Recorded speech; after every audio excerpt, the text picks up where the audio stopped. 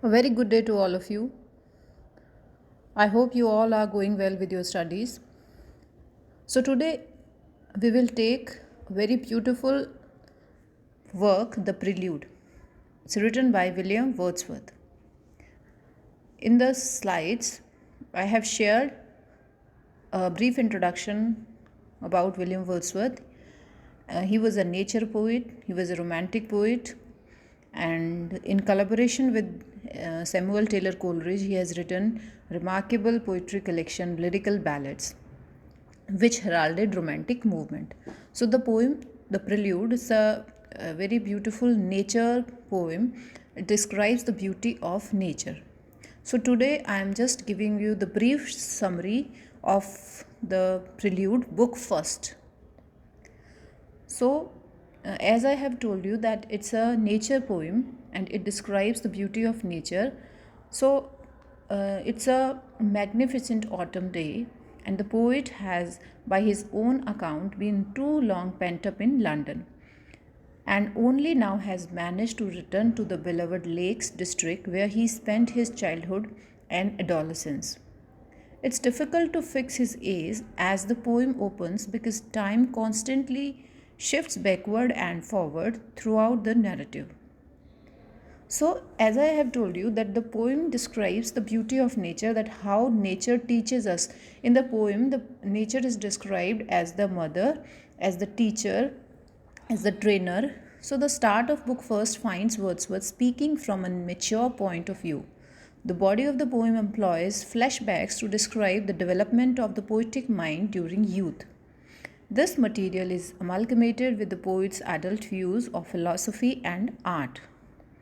The views held during the writing and endless revision of the Prelude, roughly from 1799 until 1850. So, Wordsworth experiences relief in coming back to nature. He finds solace in the company of nature. He finds solace in solitude. You must have read the poem Solitary Reaper. So, this poem is also enjoys, celebrates solitude.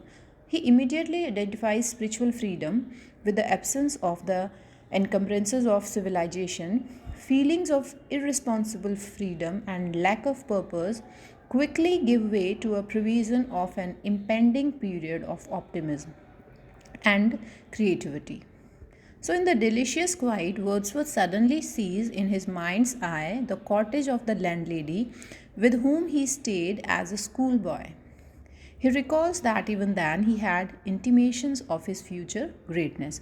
So, the poem it talks about it's an expression of the love for nature.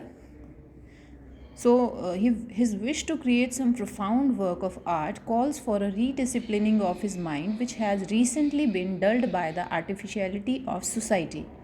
He mentions in passing the typical moodiness of the poet in likening him to a lover. In assessing his faculties, Wordsworth finds he has the three necessary ingredients for creativity: a vital soul, knowledge of underlying principle of things, and a host of painstaking observations of natural phenomena. He rejects historical and all the themes, martial themes, as well as mere anecdotes from his personal history. He is searching instead for some philosophic song that cherishes our daily life. He is next assailed by doubts about the maturity of his views. If such views change radically after he has recorded them, his analysis of them will be worthless.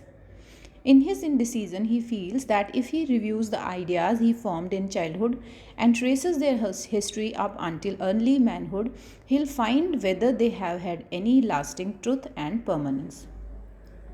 So he recollects some of his childhood activity, among them river bathing and climbing and robbing of birds' nest while wandering at night. In his discussion of simple education, he stresses the importance of a reaction on the part of the child to every reaction upon it by its natural environment. In this way, nature develops morality in the child.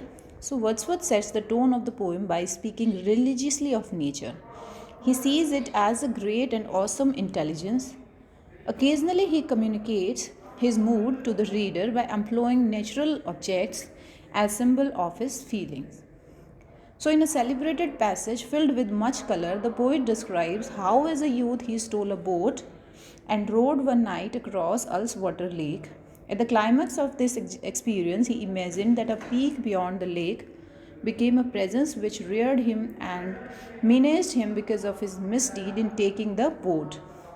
He confides that for some time thereafter he struggled to clarify a conception of pantheism which had been teasing his brain. He addresses what he terms the spirit of the universe. He decries the artifacts of civilization and praises enduring things, life, and nature. Thus, the youthful pastimes, and he also mentions winter ice games with a group of companions and games of cards and tic tac toe in front of the peat fire. But above all, he tries to be outdoors at all times of the year so that nature could be unstinting in its education of him. He is particularly troubled when he remembers that certain vistas in Westmoreland, particularly the sea, brought him great pleasure, though he had no prior experience of the same kind of joy. Since beauty is eternal, he may have learned to love such sights during a previous existence of his soul. He then proceeds to develop a romantic theory of aesthetics. He maintains that certain individuals create great art because, in the midst of mundane events, they sense the magical urgency in everyday objects. Insignificant things take on a critical meaning over and above their common and instrumental role. This suggests to a practitioner of the fine arts, the clergyman, and the idealistic philosopher that the universe is of vast and harmonious design. The layman, on the other hand, is insensible to this oneness of all things, and the idea must be communicated to him. So, in nutshell, the poem describes the beauty of nature as well as presents nature as a moralistic teacher. I hope you have got the summary of the poem. In the next video, we will talk about the theme of the poem. Thank you.